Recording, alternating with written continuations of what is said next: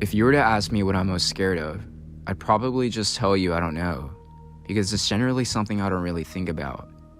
5 years ago, if you were to ask me the same question, I would have just said any generic thing that most kids say, whether from a scary movie they just saw or something common like heights. I like to think that fears contribute to making who you are as a person, and that fear is like water. It's all around us. It's a fundamental aspect of all living things, dictating our choices, making us look for the path of least resistance, causing us to avoid any unnecessary endangerment.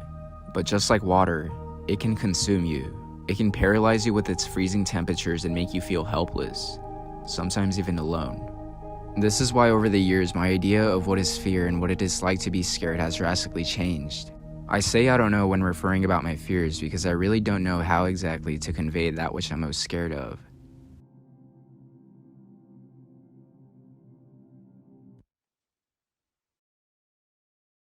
What is a fate worse than death?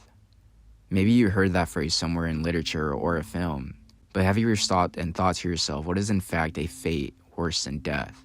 I know the phrase isn't meant to be taken seriously. As what happens to many phrases and idioms, they lose their intentional meanings over time and most commonly utilize through hyperbole and sarcasm. But where this phrase gained its widespread notoriety from, you wouldn't expect. Having originated in 1781's literary work by Gibbon, The Decline and Fall of the Roman Empire, the phrase was initially used in the context of women who were virgins being dishonored to an extent where their fate was worse than death. 133 years later was when it received its widespread popularity throughout entertainment. Edgar Rice Burroughs introduced his own adaptation of the phrase in his novel, Tarzan of the Apes, where the main protagonist of the novel, Jane Porter, was kidnapped, which was considered a fate worse than death. Since then, the phrase has lost most of its meaning through various adaptations. However, I still believe it carries some weight when referring to a truly tragic situation in which the outcome is inevitably worse than the end of one's life. You might be wondering how losing your memory is worse than dying, but let me put it this way. Imagine you're set in life. You have a family, you have a significant other, you have children, maybe even grandchildren. You're in what people call the prime years of your life. Suddenly you start to notice slowly that you seem to be forgetting key events in your life, not only mundane things like where you placed your keys, but you even start to forget faces. With your social skills starting to become impaired and your cognitive abilities becoming more difficult, you decide to go to a medical specialist to find out what's wrong. And well, you're told that you're in the early stages of having dementia. Slowly, your memories of who you are, who you once were, the memories of your loved ones and friends, start to fade until all what's left is only but an echo, a memory of your past self. Pretty messed up, huh? Well, that story is actually pretty common. In fact, with an estimated 10 million new cases every year across the globe, you can begin to understand why it's one of my greatest fears. What's even scarier is that scientists don't even know what triggers it. All they know is that older individuals and people with a family history of having the disease are more susceptible. For the longest time, I always thought that dementia and Alzheimer's were interchangeable names of the same disease. It was once someone close to my family started to develop dementia when I finally became educated between the two terms. Dementia is almost like a blanket term for many diseases which vary, and includes Alzheimer's, which is a type of disease. Both are similar in that they both diminish cognitive abilities over time. However, they differ in that Alzheimer's is still a very unknown disease, and dementia isn't even a disease, but more of a term for many diseases. With scientists unable to find a definitive cure for Alzheimer's, there's only medication that slows down the inevitable. Living your life as a husk of who you once were, not being able to remember the people you love and the relationships you made is, in my book, probably the worst fate someone can experience. People usually feel that they're incapable of being targeted by such diseases, but in reality, we're all vulnerable, some more than others. My favorite portrayal of what it's like going through dementia is by the Caretakers musical project, Everywhere at the End of Time.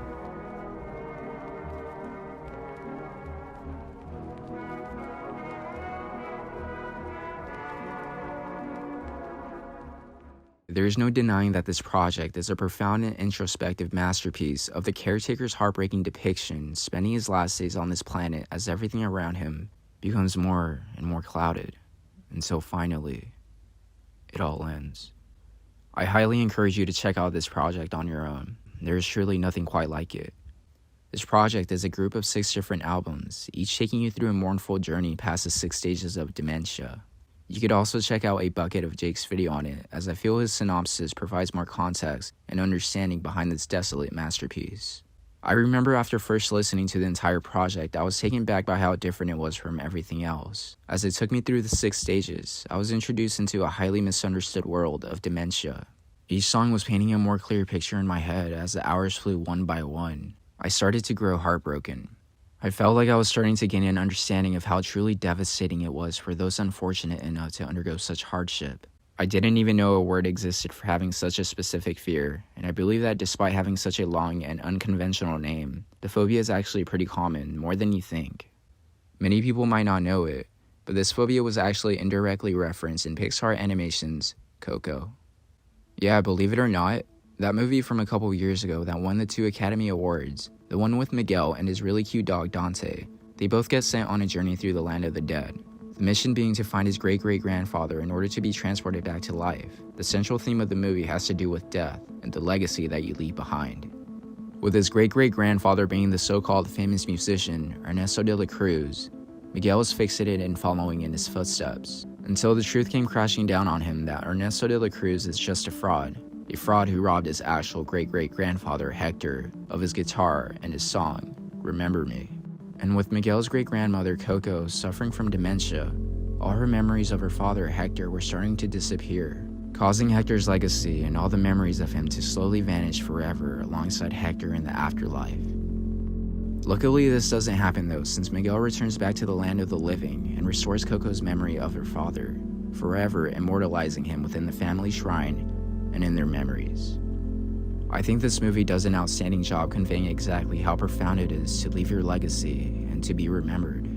No other movie portrays death in the way that Coco does, and I think it's best summarized by this quote iterated throughout the film. When there's no one left in the living world who remembers you, you disappear from this world. We call it the final death. Not only did this have me reflecting upon my ancestors that have been forgotten, but it had me thinking about what will happen to me when I'm forgotten, or even the kind of legacy that I leave behind.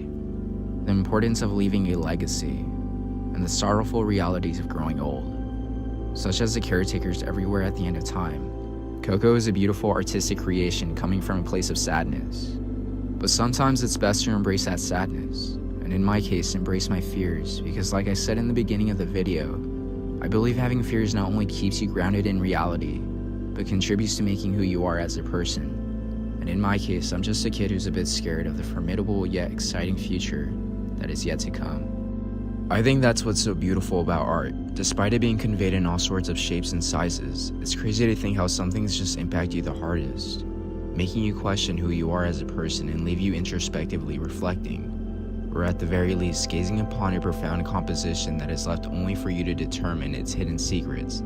It's all left there for you to interpret in your own unique way, there for you to become captivated and feel lost within your own thought process.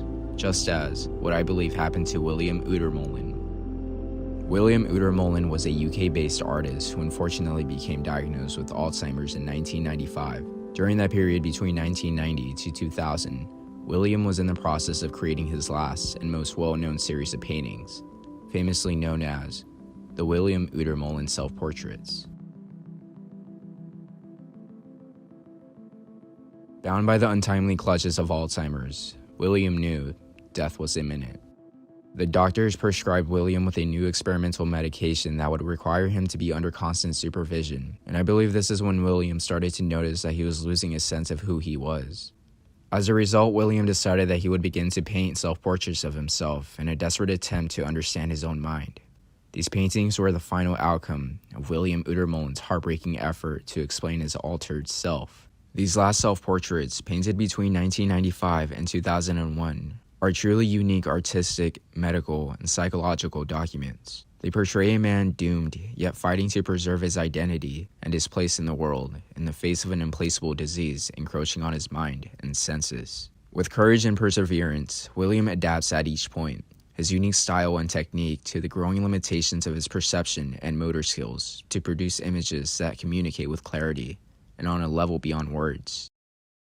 William's last drawing in pencil of what looks to be a head with a coffee stain is a profound reminder of the damned reality of how Alzheimer's tragically affects one's psyche, as well as a memento when accompanied alongside the rest of the portraits, which tells the unadulterated story of William Utermohlen, the artist who loved his craft until the very end, long after he forgot himself, as well as the world around him. And just like everywhere at the end of time, these portraits went chronologically placed in order from when William was an artist full of aspirations and endeavor to when he was an unrecognizable figment of his past identity. It all takes you on a depressed journey undergoing such hardship that is the combined effort of dementia and Alzheimer's. William truly endured a fate worse than death. During these final couple of years before his untimely demise, he spent his last days living in a hospital under constant guidance as William was incapable of taking care of himself. He died in Hammersmith Hospital in London on March 21, 2007. As far as I'm aware, I believe William isn't the only documented case of an artist conveying his trauma onto their art, but he's in my opinion the most famous account. In fact, I believe it is a common practice among many artists to do so, and it's often an early indicator of when someone is usually going through something. Who knows if William's self-portraits were a cry for help, as he was losing his grip from reality. Once a person has succumbed to the deadly clutches of dementia and Alzheimer's, it's only a matter of time before they lose everything. And like I said, with no known cure, there's not much you can do but delay your tragic destiny. These conditions, they're almost like an indicator of when someone is near the end. Usually when someone has dementia, they're already near the end of their life cycle. It's only a matter of time before they're taken through all the 7 stages. Almost like a nightmare roller coaster. You might have your friends or loved ones that are waiting for you as you get into the ride, but you notice you're the only one that gets in. Scared and apprehensive, you try to escape, yet you're locked inside, with nowhere else to go. Everything around you starts to fade and become distant. You accept your fate. There's things you can do like slow down the roller coaster or minimize the amount of turns or hills, but it's all going to the same place. Maybe you'll get lucky and the roller coaster breaks down, leaving you where you are stranded forever. Maybe near the beginning or the end. But your spirit, alongside what's left of your memories, is stuck there forever. You probably noticed that I've mentioned the 7 stages of dementia multiple times throughout this video, comparing the stages to the project Everywhere at the End of Time, which is comprised of 6 different albums, and even to the 6 most notable self-portraits of William Utermohlen. Well, there's actually a key point to be made about these similarities, and I believe that in order for you to fully understand with context, I must first take you through the 7 stages of dementia. Essentially, we're on the first stage by default. During this first stage, there's no indication of cognitive decline. People function as they would normally. There's no memory loss, and they're considered mentally healthy. The second stage comes with aging. As you get older, your mind becomes more feeble, which corresponds to the very slight cognitive decline during this stage. However, you're still not considered to be diagnosed with dementia. Stage 3 is a slightly more apparent version of Stage 2 with added symptoms that come with aging, such as a slight difficulty concentrating as well as work performance. That all changes in Stage 4. In Stage 4, you're experiencing a moderate cognitive decline. The stage has all the other symptoms of the past stages of difficulty concentrating, decreasing memory loss of recent events, and decline in physical performance, with the new added symptoms of difficulties in managing finances or traveling alone in new locations. People in this stage are more inclined to deny any of their symptoms, and are more likely to become more withdrawing and distant from their friends and family. During this stage, you're diagnosed with early onset dementia.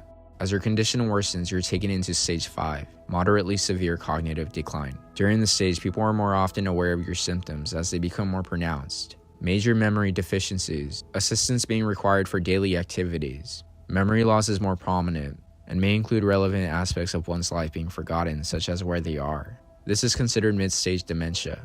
Stage 6 has the most severe leap in terms of symptoms and cerebral function. During this stage, people start to lose themselves. You need constant assistance with simple everyday activities. Names start to become forgotten, even those of close family members. People often don't remember much about their earlier life, but only small details. And the deterioration of one's mind has become so bad that it's even difficult to count to 10. This stage is when people start to change their personalities and become more delusional, compulsive, and anxious, perhaps even easily agitated. On the 7th and final stage, you're too far gone. You're essentially dead, with no ability to talk or even communicate. Constant supervision required for everything like walking, eating, and using the bathroom. During this time, it's the hardest for most people. especially your loved ones. As each day passes, it's a constant reminder of your pain. This is why on the 6th album, nothing is recognizable, only sounds that depict what you think is music. And on the 6th portrait, it illustrates what used to be a perfectly healthy person, showing one empty of everything, a void, deprived of humanity. I can't even begin to understand the amount of pain that those directly affected go through, and I hope I never do. It's one of those things that I'll forever be afraid of. It's why I have Athazagoraphobia. If you like this video, then please consider subscribing and leaving a like. It's a way for you to share your support for this channel. I love you guys and thank you for making it to the very end of this video. You guys are the best, and I wish you an amazing new year. I'll see you in the next video.